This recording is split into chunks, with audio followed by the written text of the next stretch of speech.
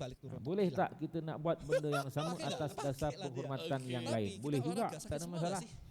Pasti Iya, dong angkat fitness Kita sakit semua. mungkin Karena paling itu tua, ngerusak tapi otot. kita Nah, ketika menghormati, merusak otot, kita salam kamu orang perlu itu, kita kucup antioksidan. tangannya sebab Karena apa? free radical Sebab dia bebas itu imam jualan masjid, lah. contoh. Gitu, Sebab ceritanya. dia wakil Edukasi rakyat, jualan, contoh. edukasi Sebab jualan, dia naik itu, lah sebab omset. dia ini. Tak ada masalah. Go. Bentar. Bila kedua-dua ini berjalan dengan baik, Pikir-pikir, pasti yang akan wujudnya fokus kasih pada sayang di ngurusin dalam di prospek. kalangan masyarakat Kayaknya lu kita doang ya, pada hari ini. Jadi Iya, inilah kayaknya begitu ya. jemaah yang dirahmati bener-bener Allah, kayak- perkara yang kita kena faham. Karena perkara yang tanpa kita mengurangi kena rasa hormat amalkan buat para dalam mentor-mentor kehidupan ya, kita yang saya muliakan supaya gitu ya. Islam itu Tapi dilihat dilihat indah di sini pada tuh pandangan mata banyak orang lain. mentor-mentor. Dia orang bukan Islam Lagi-lagi bila bukan tengok kekurangan oh ya, cantik dalam Islam, arti negatif ya. walaupun Tapi, orang itu haji nggak itu fokus tua untuk tapi dia salam list cium building. tangan orang itu sebab Kalau orang versi itu saya kok ya, mungkin ya, dihormatinya meskipun saya udah atas disclaimer di depan tadi ya. sebab-sebab yang Mereka tertentu luar biasa kelebihan gitu ya. yang Kenapa? diberikan Karena Allah banyak kepada juga yang orang itu. ngadu. Nah, Apalagi jadi kan inilah hubungan kami jemaah media yang ya. dirahmati Sehingga Allah media kita mungkin nak bisa terapkan dijadikan dalam tempat kehidupan ngadu kita lah untuk urusan agar dunia lah ya. kehidupan kita Gitu ya ini kan, urusan sentiasa spiritual pasti diridhai udah oleh Allah Subhanahu wa Iya taala. dong, Muslim Justru Allah sebagai gitu kan. kesimpulan Nah, pada artinya pagi gini, ini suka juga kita saya nak sebagai bawa tim satu pelaporan, hadis yang lain. coba dong Hadis gua yang ajarin saya gimana ingat caranya promosi, gimana caranya hampir semua database di buat kalangan dikumpulin, kita yang biasa dengar.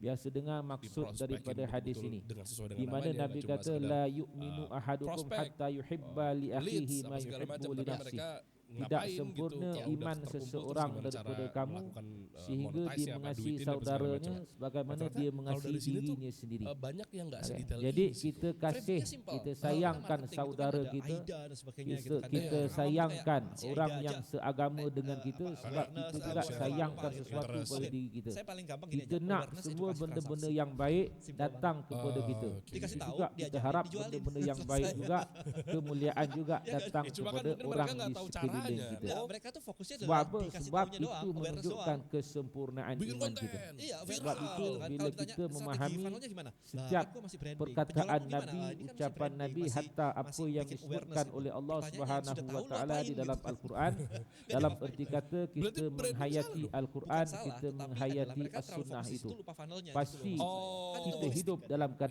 Semuanya harus ada dirahmati branding. oleh Of Allah course lah. Subhanahu wa Tapi taala. jangan Inilah jangan pakai perkara istilah yang branding perlu ketika kita Anda berikan sebenarnya nggak ngerti penekanan, marketing. kita perlu berikan perhatian agar Bener. kehidupan Lu kita sadar nggak? sentiasa dipupuk Guys, dengan lu bilangnya kan nilai-nilai gua lagi branding, gua lagi branding, Istilah padahal sekarang gimana sih branding itu sukses? nilai-nilai murni Nggak jadi-jadi hidup juga. wujud di sekitar persekitaran kita, kehidupan kita, suasana kita.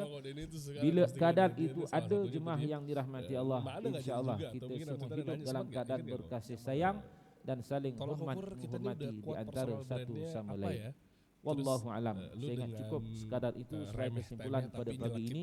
Mudah-mudahan apa yang disebutkan oleh pengarang sedikit sebanyak dapat memberikan manfaat kepada kita, amal dan kita sampaikan kepada yang lain-lain, Dan yang insya-Allah. kedua, tolak ukurnya apa? Kita Saat akhiri konten lu kuliah lagi pada pagi ngomel ini gitu. dengan bacaan tasbih kafarah dan Yang suratul hari as. ini, lihat ya, hari ini. Subhanakallahumma Belum lagi, wa apa, bihamdika Ada asyhadu an la orang-orang disuruh ilaha belajar, illa baca anta buku dan astaghfiruka sebagainya. wa Itu atubu ilaik. selalu kayak tak mau. Padahal kita Bismillahirrahmanirrahim. selalu bilang bahwa ini investasi Lafi otak. khusr Tapi illa banyak alladziina mereka yang amanu baca wa buku. amilus Saya shalihat cuma wa bilang bahwa tawassaw orang bil memang haqq jarang mau wa berinvestasi tawassaw ke bis sabr. sesuatu yang Sekian, jarang dipakai. assalamualaikum warahmatullahi wabarakatuh. Believe lah ya kalau nggak mau Wallahu gitu a'lam. investasi ke